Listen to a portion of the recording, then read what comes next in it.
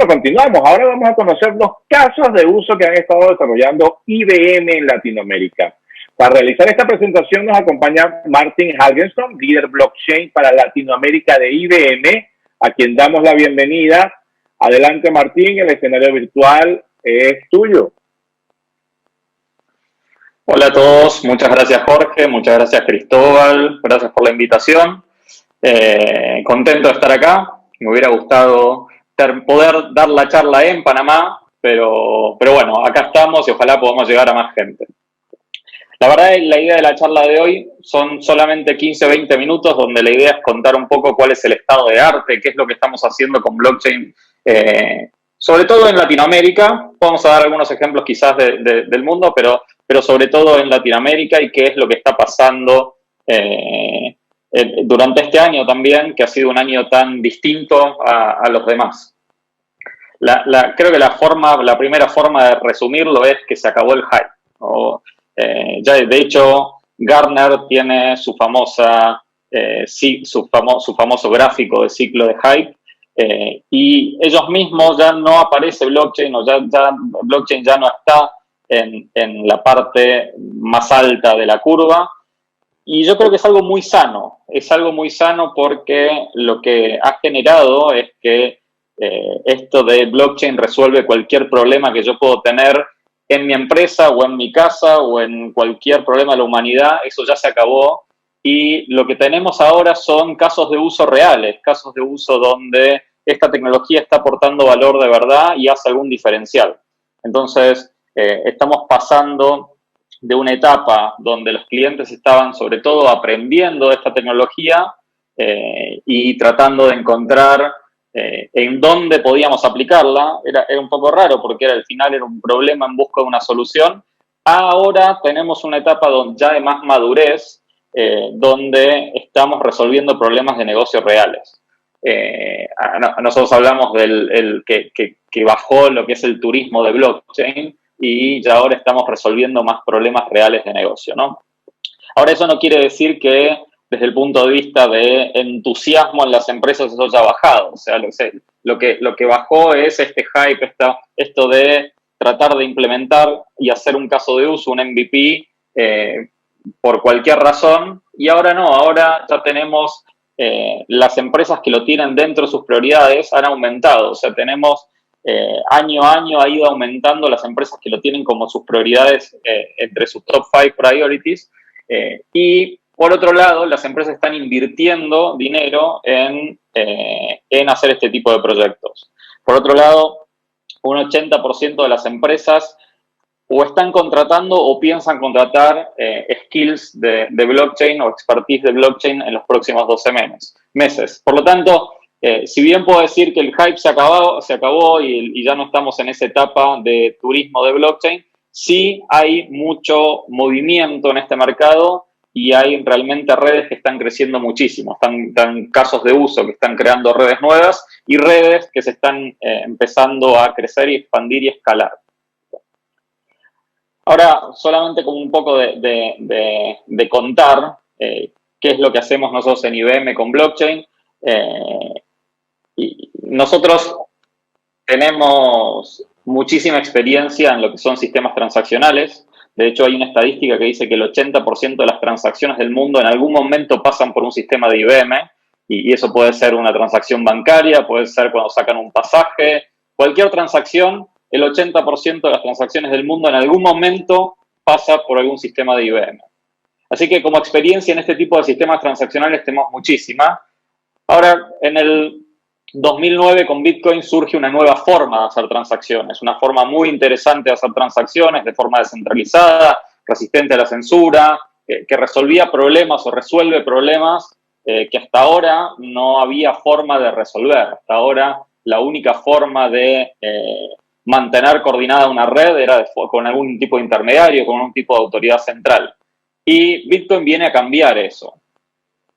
Pero ¿qué pasaba con las otras aplicaciones? O sea, con Bitcoin se podía transaccionar, se puede poner algún cierto tipo de lógica, tener transacciones multifirma, tener cierto tipo de lógica, pero queda espacio para otro tipo de aplicaciones, lógica un poco más compleja de negocio. Y ahí entra Ethereum. 2013 empieza Ethereum y nosotros creamos un grupo para investigar Ethereum en el 2014.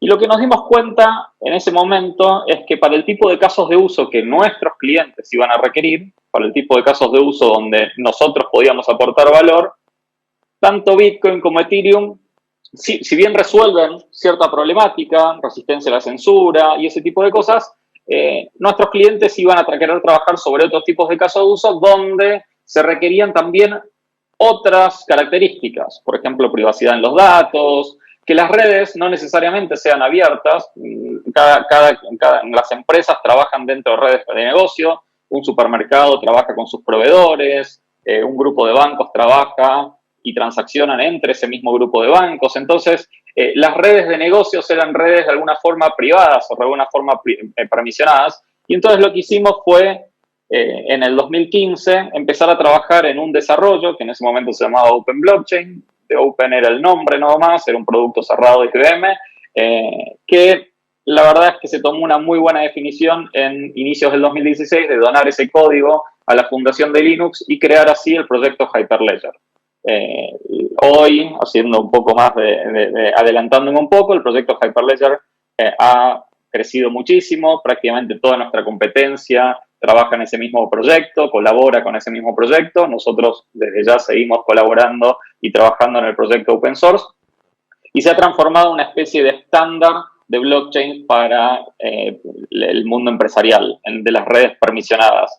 Tienen varias características que son comunes con las blockchains públicas, pero algunas otras características que son distintas. Para empezar, son redes permisionadas, son redes que para participar yo me tengo que identificar, alguien me tiene que dar un certificado para poder transaccionar. Tiene otras características como que se pueden manejar la privacidad de los datos. Y por otro lado, como tiene métodos de consenso que son, por sus características, son más simples, también son más escalables. Entonces podemos llegar a una cantidad de transacciones por segundo mucho más grande que lo que hoy permiten, por lo menos en sus primeras capas, las redes públicas. Ahora, eso fue nuestra plataforma y eso es, si quieren, la base de nuestra estrategia. Nosotros construimos sobre esa plataforma ya muchísimas redes, muchísimos casos de uso. Hay muchas conocidas, recién mencionaron en la charla anterior la famosa red de Walmart o la red de Maersk, que en realidad es IBM Food Trust y TradeLens. Son redes de trazabilidad de alimentos, redes de comercio exterior o de trazabilidad de contenedores o digitalización del comercio exterior. Y tenemos miles, en realidad, de iniciativas que hemos hecho con clientes, de los cuales un porcentaje bastante interesante se han transformado en redes que han escalado y han crecido. IBM Food Trust, Walmart es uno de esos participantes, pero también Carrefour, también Albertsons, también Nestlé, y productores de frutas en Chile, productores de camarones en Ecuador, de lácteos, de café en Colombia. Tienen miles de miembros, cada una de estas redes tienen miles de miembros. TradeLens tiene puertos y terminales en todos los países de la región. Entonces son redes que han crecido muchísimo. Ahora, nosotros, si bien fundamos y donamos el código original para Hyperledger Fabric, lo que nos hemos ido dando cuenta en estos últimos años es que las empresas requieren también de ciertas herramientas que facilitan la creación de las redes, el desarrollo de smart contracts, la operación de estas redes, la gobernanza de estas redes, y lo que hemos hecho es crear una distribución comercial del producto open source. Eso es IBM Blockchain Platform, básicamente es Hyperledger Fabric, el producto open source, con toda una serie de herramientas que están alrededor que facilitan el desarrollo, operación y gobernanza de estas redes. Y por otro lado, tiene soporte a nivel de producto por parte de IBM, ¿no? Estas empresas normalmente no quieren poner un mensaje en un foro en el momento que tienen un problema, sino que tienen un 0800 a quien llamar o poner un ticket para con un SLA tener respuesta para respuesta a su problema, ¿no? Nuestra plataforma sí corre en la nube de IBM desde ya, pero también corre en cualquier lugar donde se pueda ejecutar contenedores en un gestor de Kubernetes, básicamente. Así que puede correr on-premise o puede correr en las nubes de terceros. Y también, obviamente, es completamente compatible con el producto open source, entonces es interoperable. Entonces hay clientes que pueden tener nuestra plataforma y con eso facilitarse su vida, básicamente, pero otros participantes de esa misma red pueden estar trabajando con el producto open source sin ningún problema y transaccionar sin ningún problema. Dijimos de los casos de uso, y yo hoy voy a mencionar algunos, pero básicamente casi todos los casos de uso se pueden englobar en estas 4 categorías: identidad, fraude o prevención de fraude, provenance, o trazabilidad, y por otro lado, reconciliación y manejo de disputas, o settlement, básicamente. Y todos estos casos lo que tienen en común es una necesidad de confianza. Y justamente lo que nos aporta blockchain y este tipo de tecnologías, básicamente, es poder proveer esa confianza entre estos distintos actores sin la necesidad de ese actor central. Y por otro lado, algo que creo que es interesante es contarles un poco cómo han surgido estas redes y cómo han nacido la mayoría de estos casos, y yo tengo ejemplos para cada uno de ellos. Por un lado, hemos visto muchas redes que nacen a partir de un consorcio, puede ser un grupo de empresas que forman parte de algún tipo de asociación o algún tipo de consorcio de industria, donde se ponen de acuerdo para resolver algún tipo de problema que tienen en común. Normalmente se toman las decisiones desde el diseño de qué es lo que se va a crear a partir de la red y cómo se va a gobernar esa red, se toman en conjunto. Y por otro lado también la operación de esta red se hace en conjunto o se define en conjunto. La segunda opción que hemos visto mucho son las founder-led. Estos son las redes que surgen a partir de un actor que normalmente tiene algún tipo de posición dominante dentro de, por ejemplo, una cadena de suministro. Este vendría a ser el caso de, por ejemplo, el retailer que crea una red e invita a sus proveedores, ¿no? Este es un ejemplo bastante típico donde ese actor crea una red y, si bien tiene que encontrar beneficios para los distintos tipos de participantes, la verdad es que las reglas las pone él, o sea, las pone quien crea y quien diseña, ¿no? Entonces, normalmente, después, sí, para lograr adopción, encuentra beneficios para los demás y los invita a participar de alguna forma en un tipo de steering committee o en un tipo de board para justamente poder gobernar esta red y de esa forma que esto pueda escalar. Y la tercera opción son redes creadas por intermediarios. Y acá son estos intermediarios que uno los puede ver como estas autoridades centrales que existían hasta ahora y que han sido muy necesarios para justamente coordinar y poder transaccionar entre varias empresas. Y lo que están haciendo, se están reconvirtiendo, se están transformando, y hemos tenido varios ejemplos de empresas que, por ejemplo, son empresas que su propiedad es de los bancos o de un grupo de bancos y empiezan a ofrecer un servicio nuevo para esa misma industria. Lo que tienen de ventaja este tipo de fundadores es que ya tienen la relación con todos los otros miembros, ya los tienen en la mesa y aparte están acostumbrados a trabajar diseñando soluciones para este grupo de empresas. Entonces, tienen esa ventaja de poder llegar y crear esta red de una forma más expedita. Acá hay algo que es importante, es que la parte más compleja del armado de una red de blockchain no es la parte tecnológica. La parte más compleja es ponerse de acuerdo con los demás participantes. Entonces, este último approach, si bien parece un poco contraproducente, porque uno escucha blockchain, lo primero que se nos viene en la cabeza es eliminar intermediarios, pero hay algunos intermediarios que están creando algunos servicios para su red de negocios que ofrecen servicios de valor agregado y de esa forma pueden trabajar y pueden avanzar. Un ejemplo de un intermediario en Brasil es TecBan. TecBan es el mayor proveedor de ATMs, de cajeros de Brasil, y lo que hicieron ellos fue crear una red para facilitar el manejo de efectivo, la logística de efectivo en Brasil. ¿Cuál era la problemática? La problemática es que TecBan tiene bóvedas con efectivo de los distintos bancos en Brasil, en las distintas ciudades de Brasil, y los bancos, cuando necesitan efectivo, retiran efectivo de estas bóvedas y los llevan a su banco.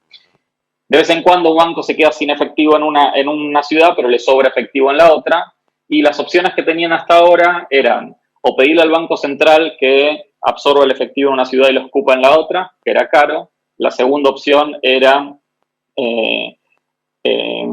transportarlo en un camión de Brix o de Prosegur, también es muy caro, porque aparte hay que pagar seguros, etcétera, y es poco eficiente. Y la tercera opción es que si el tesorero de un banco conoció en un asado al tesorero de otro banco, se llamaban por teléfono, hacían la transacción, se compensaban entre sí, pero eso la verdad es que era muy, muy inseguro. Lo que hizo TechOne, ellos le llaman el Tinder del efectivo. Básicamente es una red, una plataforma en la cual cada banco pone la disponibilidad de efectivo y la necesidad de efectivo para cada una de sus ciudades, y el sistema te hace el matching, por eso el Tinder, o la compensación en realidad, para poder evitar el movimiento del efectivo. Entonces, de esta forma hacen este settlement y logran la eficiencia en el efectivo.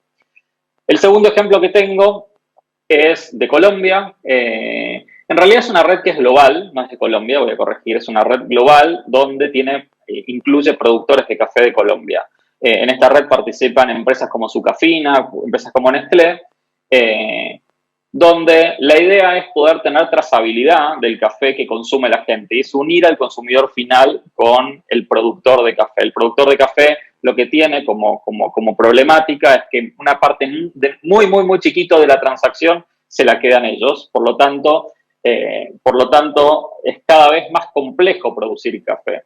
Lo que hicieron esta gente de Farmer Connect fue crear una red donde no solamente tienen datos de trazabilidad, entonces yo cuando estoy tomando un café puedo leer un QR y saber de dónde es el café que me estoy tomando, sino hasta identificar la familia y poder hacer una donación o pagar una propina para que le llegue directamente al productor. Entonces estoy haciendo una diferencia ahí bastante importante. Y el último caso, que ese caso de Farmer Connect es un founder-led, es un fundador que creó esta red, y el tercer caso es una asociación. Esta asociación es AMIS, la Asociación Mexicana de Instituciones de Seguros, y lo que hicieron fue juntar a las 26 empresas de seguros para resolver un problema que tenían de fraude. La gente en México salía a circular sale a circular con una póliza de seguros que se le imprimía en la casa, ponían con el Word el logo de la empresa que más les gustaba, y con eso salían a circular. Lo que hicimos con AMIS fue armar una red donde las 26 empresas de seguros pueden subir sus pólizas, y después muy fácilmente se puede validar si una póliza es real o si es apócrifa, ¿no? Entonces bajan el nivel de fraude para ese proceso. Entonces lo que hicieron estas asociaciones es resolver un problema en común que tenían. Y lo interesante de esta red es que una vez que está formada la red con estas 26 empresas de seguros, este es el primer caso de uso, pero pueden surgir nuevos casos de uso de otras aplicaciones u otros procesos que pueden hacer más eficientes. Y en realidad, estos son solamente algunos ejemplos de los muchísimos que tenemos en el mundo. En Latinoamérica tenemos muchos ejemplos de trazabilidad, tenemos ejemplos como los de la Bolsa de Santiago, hay ejemplos prácticamente en todos los países de la región, y es algo que está creciendo muy, muy rápido, ya es una realidad, y como comentaba al principio, ya no son pruebas de concepto, ya no son MVP, sino que son proyectos reales donde incluso la gente, el consumidor final, puede estar en un supermercado y a partir con su celular poder tener datos. Entonces, la gente, incluso sin saberlo, puede interactuar con estas redes y con esta tecnología. Y eso es un poco todo lo que tenía para contarles hoy, darles algunos ejemplos de las cosas que estábamos trabajando. Y acá hay un link por si a alguien le interesa. Son lo que nosotros llamamos Blockchain Code Patterns, son pequeñas aplicaciones que solucionan distintas problemáticas, algunas de fraude, algunas de identidad, algunas de trazabilidad, y son aplicaciones que están muy bien documentadas, están en GitHub, tienen normalmente la documentación en un blog con algún video, y los pueden utilizar para crear sus propias aplicaciones, ¿no? Y bueno, eso era todo. Les agradezco muchísimo y nada, nos vemos.